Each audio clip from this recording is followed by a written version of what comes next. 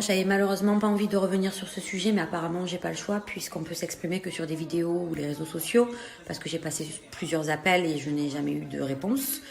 Enfin bref, d'ailleurs Bastien, merci beaucoup pour ton invitation, merci pour l'attention que tu me portes, mais ça ne m'intéresse pas du tout. Déjà pour commencer, apparemment d'après tes dires, je suis hypocrite et menteuse. Souviens-toi aussi que tu avais eu un litige avec Magali où tu l'avais descendu énormément, j'avais pris sa défense d'ailleurs. Et apparemment, tout s'est arrangé entre vous. Je suis contente, mais c'est pas pour autant que je t'insulte d'hypocrite. Enfin bref, passons, le souci n'est pas là. Donc sache que ton invitation, je la décline, ça ne m'intéresse pas. D'ailleurs, pour l'histoire de Vincent et toi, on va pas rentrer dans le vif du sujet, mais toi et moi, on sait. Voilà, je vais pas épiloguer là-dessus. C'est pas grave, passons, c'est du passé. Pour revenir au sujet de Magali Berda, du texte en fait que j'ai reposté, qui venait d'Aquababe, j'ai reposté juste la partie en fait qui me concerne où il y a mon nom d'écrit, d'accord? Moi, sa vie privée ne m'intéresse pas et je m'en fous totalement. Voilà, que ce soit vrai, faux, c'est pas pour autant que je vais pas dormir ce soir. Je m'en fous, le problème n'est pas là. En fait, pour vous expliquer, la personne qui écrit, je pense qu'elle fait exprès d'écrire d'ailleurs comme une gamine de 5 ans, pour pas qu'on la reconnaisse, c'est quelqu'un de très proche de Magali et qui bosse pour elle apparemment, puisque d'ailleurs elle dit qu'elle a peur de perdre sa place. Donc en fait, si vous voulez, cette personne-là faisait l'entremetteur entre Magali Berda et les journalistes et les réseaux sociaux.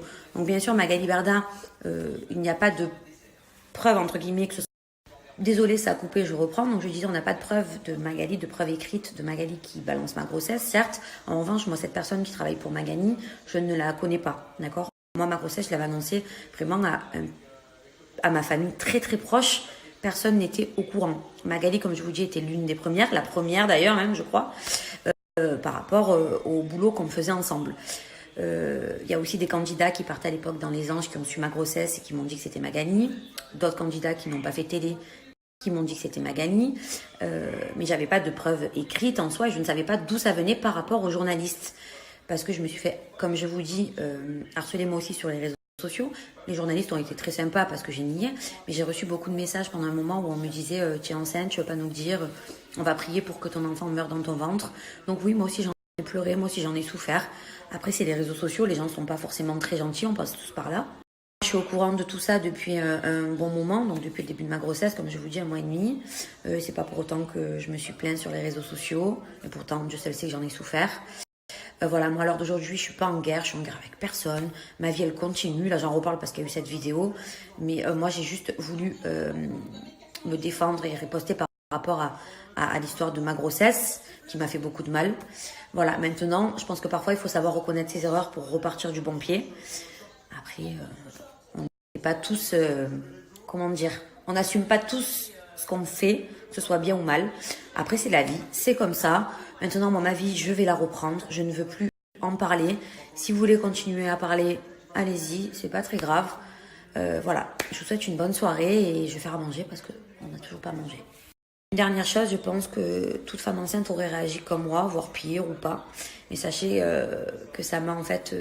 je me suis sentie libérée de tout ce que j'ai subi pendant ma grossesse. C'est vraiment sur ce sujet-là en fait que j'ai voulu m'exprimer.